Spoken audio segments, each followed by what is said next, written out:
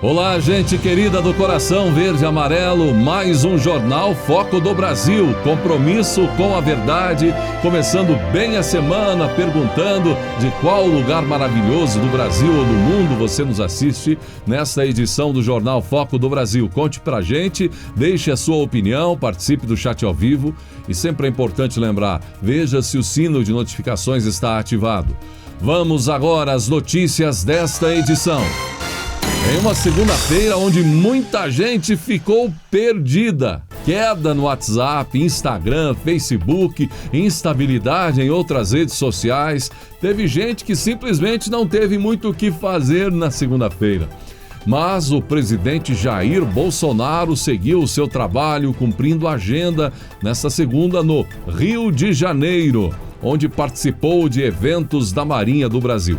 O presidente Bolsonaro chegou à capital fluminense no meio da manhã desta segunda-feira. O comandante da Marinha, Almir Garniel Santos, recebeu o presidente no aeroporto Santos Dumont e também acompanhou a operação. Do aeroporto, o presidente seguiu com sua comitiva de helicóptero até a embarcação usada pelos militares para treinamentos a 160 quilômetros da costa brasileira. Quem também acompanhou o presidente foi o pastor Silas Malafaia.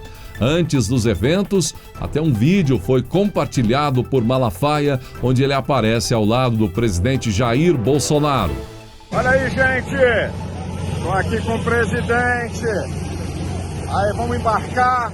A Marinha está fazendo exercício, não é isso, presidente? Uma demonstração real de tiro em alto mar. E vamos dar uma olhada. Para mim é uma novidade também. Nunca tive essa oportunidade e convidei alguns amigos a nos acompanhar nesse exercício. Vamos lá, um abraço! Em evento nesta segunda-feira, o presidente do Banco Central, Roberto Campos Neto, negou que a implementação do Pix esteja ligada ao aumento da criminalidade. Segundo ele, a maior incidência de roubos e sequestros tem a ver, na verdade, com a reabertura econômica após a pandemia. Se a gente olhar o gráfico de incidências e de abertura econômica, o que aconteceu é que você tinha um número de incidências e a economia fechou. Não tem bar, não tem restaurante, não tem cinema. As pessoas ficaram em casa. Obviamente, os sequestros relâmpagos caem, a criminalidade cai. Quando a economia volta, então, a reabrir, isso volta. Só que antes a gente não tinha Pix, agora a gente tem, disse Campos Neto em evento da Associação Comercial de São Paulo. Para combater a alta dos crimes praticados usando a ferramenta, o Banco Central implementou, então, uma série de medidas. Algumas delas entram em vigor, já nesta segunda entraram em vigor, dia 4 de outubro, como limite de R$1.000 para transferências noturnas e a possibilidade de estabelecer quais contatos poderão receber recursos acima de R$1.000 a qualquer hora. A partir de 16 de novembro, os bancos também poderão bloquear recursos de usuários por 72 horas em caso de suspeita de fraude. Olha, gente, a grande pergunta que fica é por que o cidadão comum, quando precisa de um crédito decente, ou seja, taxas decentes, precisa fazer uma maratona para conseguir algo nos bancos, ou em outras palavras, levantam-se suspeitas de tudo quanto é tipo, de tudo quanto é lado. Mas quando é bandido, o bandido consegue sequestrar um cidadão, até a família, fazê-los reféns e transferir dinheiro para um outro Pix de boa. Pelo menos era assim até agora. E o banco, o pior disso tudo, é o banco não saber nada a respeito dos criminosos, do Pix destino, do Pix do bandido. Não fazer nada quanto ao dono do Pix destino. Da mesma forma, se trata sobre esses que invadem computadores, celulares, fazem DOC, TED, transferências. Ora, como criminosos têm tanta facilidade assim para movimentar contas bancárias, sem rastreios, sem bloqueios? Se há uma conta da vítima, há também uma conta do bandido. E aí? Obviamente não seria tão fácil rastrear, saber, ora, se o dinheiro veio de uma origem de um cidadão de bem, um cidadão comum, e foi parar numa conta, é porque a conta é de bandido. Ou a conta está sendo usada por bandidos. E aí? Neste caso, não pelo Pix propriamente, mas os bancos têm culpa no cartório, tanto quanto a própria justiça brasileira tem em permitir que uma ferramenta que facilitou e muito a vida dos brasileiros possa ser utilizada por bandidos e o bandido não ser responsabilizado. A ferramenta está até sendo ameaçada de ser cancelada por conta, há pedidos, até o deputado Alexandre Frota pediu a suspensão do Pix, por conta de que bandidos usam e abusam, não só da ferramenta Pix, mas de outras situações. E a penalização, e o bandido na cadeia. Da mesma forma que não conseguem fazer bandidos pararem de ligarem para o cidadão de bem de dentro dos presídios para dar golpe. Aliás, não é só o bandido, tem gente que não tem mais sossego com a sacanagem dos próprios bancos e financeiras ligando de dia e de noite, oferecendo empréstimo e crédito e essa história toda. Algo, aliás, que deveria ser proibido. Virou uma piada, uma vergonha nacional. Aposentados não sabem mais o que fazer para interromper o festival de ligações diárias e financeiras e golpistas. E pouco ou nada se vê sobre isso. Mas também perdem tanto tempo, não é, gente? Atrás de bobagem, a justiça correndo atrás dos apoiadores de Bolsonaro. É fake news, é isso e aquilo, é CPI, é tudo mais. Que falta tempo, evidentemente, para fazer algo de fato contra criminosos. Dificilmente sobra tempo para melhorar o Código Penal, leis de verdade. Enfim, falta tempo para fazer algo de bom, de fato, para proteger o cidadão de bem. Agora, quando é para proteger, dar habeas corpus para criminoso, político corrupto, bandidos, tudo isso aí é uma velocidade, então, da luz. Da luz, é rápido, é emergência, é para agora. Mas para o povo, sinceramente, a ferramenta Pix é de alta valia. É um sucesso, facilitou a minha e a vida e a sua vida, certamente, de todas as formas. Agora, não é possível que o que é bom para o povo seja melhor ainda para o bandido. Então estamos esperando, não só do Banco Central, mas as medidas do banco para impedir que bandidos usem e abusem de contas e tenham também suas chaves de Pix. E da mesma forma que esperamos ações da justiça brasileira e dos legisladores brasileiros para coibir não só os bandidos que usam essa ferramenta, mas os que ligam de dentro de presídios e as próprias financeiras que atazanam a vida do cidadão de bem todos os dias. O ministro da Infraestrutura, Tarcísio Gomes de Freitas, começou animadamente a semana, gente, com seu primeiro roadshow internacional, desde o início da pandemia, de Covid-19. Ele está em Nova York, onde busca investidores norte-americanos para projetos no Brasil. O ministro fica nos Estados Unidos durante a semana, volta na sexta-feira, e ele usou suas redes sociais para divulgar o programa de concessões que vem sendo feito pelo governo do presidente Jair Bolsonaro. Bom dia, em Nova York, começando mais um roadshow.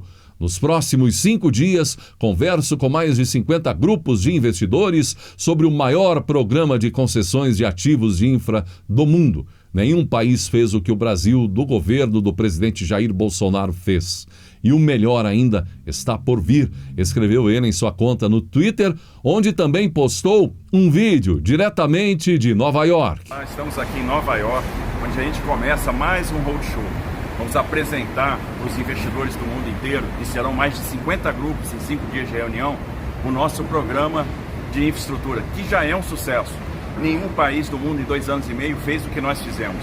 Foram 34 aeroportos concedidos, 29 arrendamentos portuários, 99 contratos de adesão para terminais privados mais de 2.500 quilômetros de ferrovias e também mais de 2.000 quilômetros de rodovias. E o melhor ainda está por vir. Teremos rodovia Presidente Dutra, teremos Porto de Santos, o aeroporto de Santos Dumont, o aeroporto de Congonhas. Temos que convidar os investidores para a festa, porque o nosso programa de concessões já é um sucesso. E quem quer investir em infraestrutura no mundo tem a obrigação de olhar o Brasil. Vimos que o pastor Silas Malafaia apareceu mais uma vez acompanhando o presidente Jair Bolsonaro nesses eventos, agora nessa segunda no Rio de Janeiro, não é mesmo?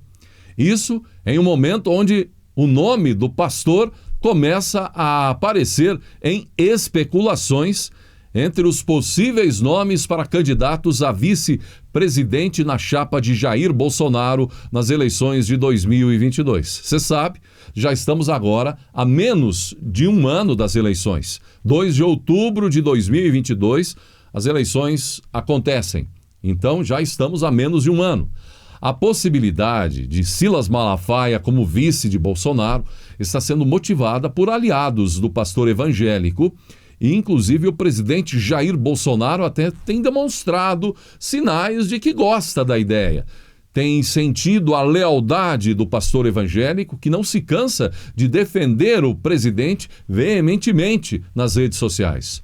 Notícias da possibilidade elencam que o pastor foi o único, além do próprio presidente Bolsonaro, a discursar durante o ato na Avenida Paulista no último dia 7 de setembro.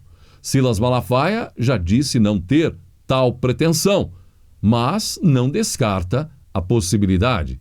Meu futuro pertence a Deus, disse o pastor Silas Malafaia.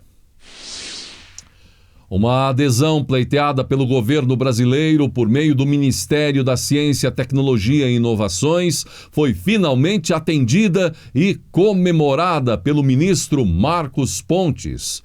O Brasil agora faz parte da Organização Europeia para a Pesquisa Nuclear, que apoia ou opera melhor o mais potente acelerador de partículas do mundo, o Large Hadron Collider. O Conselho da organização aceitou o país como membro associado. Em junho de 2019, o ministro Marcos Pontes, em visita às instalações do centro em Genebra, na Suíça, reafirmou a disposição do Brasil em ser associado à instituição. Em agosto deste ano, Pontes e uma comitiva do Ministério estiveram no acelerador para se reunir com diretores e reforçar o pedido de adesão do Brasil à organização. Em agosto, o ministro Marcos Pontes destacou a importância para o Brasil da participação no centro. O Brasil tem aguardado desde 2019 a concretização desse sonho da comunidade científica, do setor produtivo e da educação do país. É um sonho antigo que vem bem antes de 2019, mas agora esperamos realizar. O país precisa ser efetivado como membro associado ao acelerador. A Organização Europeia, então, para a Pesquisa Nuclear é um dos maiores e mais avançados centros de pesquisa do mundo, voltado para a pesquisa em física de altas energias, a instituição que opera o mais potente acelerador de partículas do mundo, conta com 23 países membros. Desde 2009, o Brasil, de verdade, espera essa oportunidade. Agora, a organização estendeu, então, a possibilidade de países não europeus se tornarem membros associados. Isso já vem há alguns anos. E, então, o Brasil, felizmente, conseguiu realizar o sonho, por exemplo, do astronauta e ministro Marcos Pontes, com o anúncio dessa feliz notícia. O Brasil poderá ter acesso ao mais avançado acelerador de partículas do mundo. Você viu que Ciro Gomes andou ali para apanhar, ser agredido por petistas nas manifestações da esquerda no sábado, dia 2 de outubro, não é? Os radicais não estavam realmente de brincadeira. A ideia era pau no Ciro. Após os ataques, ele decidiu rebater, chamou os críticos de fascistas de vermelho. A situação, como vimos, foi tensa, temerosa. Aliás, o que você, brasileiro, achou dessas demonstrações de união, carinho e lealdade entre o pretenso candidato do PDT e os seguidores de Lula, nos bastidores dizem que Ciro ficou furioso com os atos de radicais petistas. Afinal, por pouco, de fato, não acabou apanhando de militantes vermelhos. Embora ele tenha até publicado um vídeo dizendo que o verdadeiro inimigo seria Bolsonaro. E assim, depois de ser vaiado, quase agredido, Ciro Gomes foi a outros rumos. Na mesma noite, no sábado à noite, em São Paulo, ele teve um jantar com o apresentador de TV José Luiz da Atena. O sonho de Ciro Gomes, na verdade, é ver o PT desistindo de Lula e abraçá-lo como candidato. Já o sonho do PT é que Ciro desista de ser candidato e aceite, por exemplo, ser vice de Lula. Mas a carroça anda e uma das possibilidades do ajeitar das abóboras seria Datena ser vice de Ciro Gomes. No caminho está a fusão do DEM com o atual partido de Datena, o PSL, o do 17, antigo partido de Bolsonaro. Aliás, inclusive depois do avanço petista contra ele, Ciro chegou até a propor, embora tenha ficado furioso, mas atendendo à recomendação até de seus marqueteiros, propôs um acordo de paz. No domingo, dia 13 de outubro, depois de ter jantado com Datena, levantando possibilidades, ele propôs então uma trégua de Natal com o PT para juntar forças contra o presidente Jair Bolsonaro. Pois é, gente, enquanto a esquerda não conseguiu mobilizar grandes massas em terra, inclusive com um de seus líderes até quase apanhando entre eles, a violência quase prosperando, você viu como repercutiu uma barqueata em apoio a Bolsonaro, que foi neste domingo, aí, dia 3, vimos, não é? Apoiadores do presidente Jair Bolsonaro organizaram uma barqueata em Angra dos Reis, no Rio de Janeiro, com belas imagens, inclusive. O evento foi baseado nas famosas motociatas promovidas pelo presidente Jair Bolsonaro em diversas cidades do país. Mas desta vez, barcos e o mar. O presidente da Câmara dos Deputados, Arthur Lira, tenta costurar um entendimento entre líderes de partidos para poder votar nesta semana projetos relacionados ao preço dos combustíveis. O encontro de parlamentares deve acontecer sucessivamente nesta semana, mas teve um especificamente nesta segunda-feira. A ideia é levar medidas ao plenário da Câmara nesta semana. De olho na alta dos preços dos derivados do petróleo, Lira conversou sobre a possibilidade de estruturar um fundo estabilizador que protegeria os consumidores das oscilações de preços. Segundo o presidente da Petrobras, Joaquim Silva e Luna, lucro e tributos repassados pela estatal à União podem compor esse fundo. Também está sobre a mesa um projeto que trata de um novo modelo para a cobrança do imposto sobre circulação de mercadorias e serviços sobre o gás, a gasolina e o diesel. O texto debatido pela Câmara torna a cobrança uniforme em todo o país, com percentual pactuado entre os estados. O povo brasileiro, de fato, está esperando uma solução. E quem está aguardando com expectativa o retorno às viagens, ao turismo, ouviu uma bela notícia porque foi publicada a Portaria 657, de 2 de outubro de 2021, que efetua mudanças nas restrições excepcionais e temporárias de entrada no Brasil durante a pandemia. E a principal mudança em relação à Portaria 655, de 23 de junho de 2021, é a autorização, a partir de 1º de novembro de 2021, do transporte aquaviário de passageiros na costa brasileira. Isso permitirá a retomada das atividades dos navios de cruzeiros.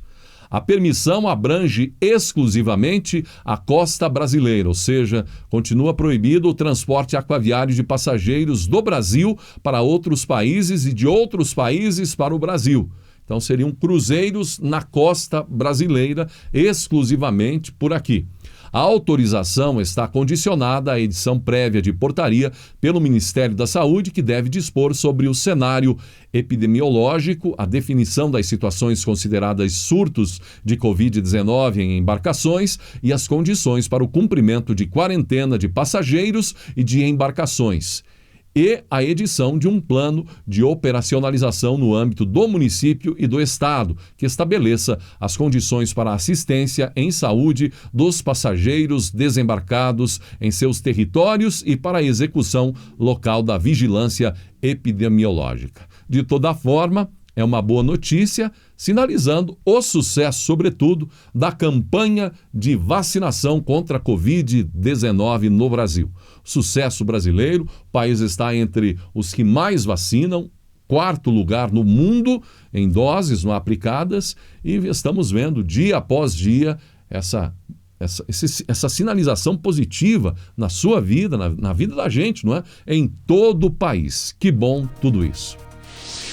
O Papa Francisco e outros líderes religiosos, além de cientistas, apelaram nesta segunda à Conferência das Nações Unidas sobre Mudanças Climáticas de 2021, COP26, para agir com urgência e oferecer respostas eficazes à crise ecológica sem precedentes, diz a manifestação. O Papa proferiu seu discurso durante encontro organizado no Vaticano sobre o tema Fé e Ciência rumo à COP26, que acontecerá no Reino Unido de 31 de outubro a 12 de novembro.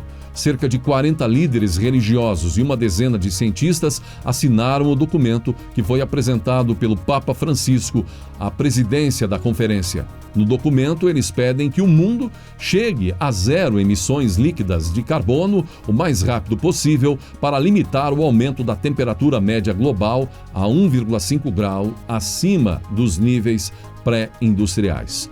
O líder do Vaticano afirmou que a humanidade nunca teve tantos meios para alcançar esse objetivo como os que tem hoje, e apelou ao respeito mútuo entre fé e ciência para estabelecer um diálogo entre elas, orientando o cuidado da natureza, a defesa dos pobres, a construção de uma rede de respeito e fraternidade. Os signatários do documento destacaram que as nações mais ricas, com maiores responsabilidades, devem assumir a liderança, intensificando a sua ação climática em casa e apoiando financeiramente os países vulneráveis para que se adaptem e lidem com a mudança climática. Destacando que o tempo está se esgotando, imploraram à comunidade internacional que haja rapidamente, porque as gerações futuras nunca perdoarão se for perdida a oportunidade de proteger o planeta. Herdamos um jardim, não devemos deixar um deserto aos nossos filhos, concluíram. O documento em especial aí conclui com o Papa Francisco como principal líder. Olha, gente, sobre essa questão, o Brasil precisa de recursos, dinheiro, que mandem dinheiro para cá, dólar, euro, não é? Recursos para apoiar o povo brasileiro, o governo brasileiro. Não para virem aqui dar palpite, querer tomar conta da Amazônia e de tantas outras riquezas nacionais. O Brasil, nesse cenário aí, é exemplo mundial. Por quê? A emissão de poluentes na atmosfera, o Brasil é modelo. Imagine uma China, imagine os Estados Unidos, França, Alemanha, os países super industrializados. Nós ainda estamos engatinhando e eles querem vir aqui para bloquear, para criar cada vez mais áreas de proteção, isso e aquilo. Nós precisamos, de fato, preservar, cuidar a nossa riqueza, a Amazônia, o Pantanal, a Mata Atlântica e todos os cantos deste país devem ser protegidos, sim. Mas isso não pode representar subdesenvolvimento, bloquear o desenvolvimento nacional. Eles precisam fazer mais a sua parte. Claro que não é porque eles não estão fazendo que o Brasil precisa ir lá derrubar mata, a floresta, prejudicar o meio ambiente. Não. Cada um faz a sua parte. Nós Precisamos saber exatamente o que devemos fazer e o que precisa ser feito, deve ser feito. Mas não venham meter o bedelho aqui no país, querer trancar o desenvolvimento, deixar o povo do norte, o povo do centro-oeste, deixar o agronegócio brasileiro paralisado, prejudicar o povo brasileiro em nome disso. Se antes eles não fizerem a parte que cabe a cada país no mundo. China. É inimaginável o que jogam na atmosfera. A poluição, a natureza por lá. Os Estados Unidos fazem isso desde sempre. E agora chegou a nossa hora de experimentar um pouquinho mais de conforto. Estamos aí vendo o agronegócio, um sucesso no mundo, alimentando bilhões e bilhões. E aí temos que parar porque eles destruíram tudo na Europa, na Ásia, na América do Norte. Ora bolas! Todo o apoio à preservação, todo o apoio à natureza nacional, à floresta amazônica, ao Pantanal, exigimos dos nossos governantes todo o cuidado. Não há necessidade de destruir mais nada neste país, temos terra à vontade. Agora também, o xiita radical não deve vir aqui prejudicar o desenvolvimento do nosso país. Muito bem, chegamos ao final desta edição do Jornal Foco do Brasil. Gratidão pela atenção, que Deus abençoe a você e a sua família.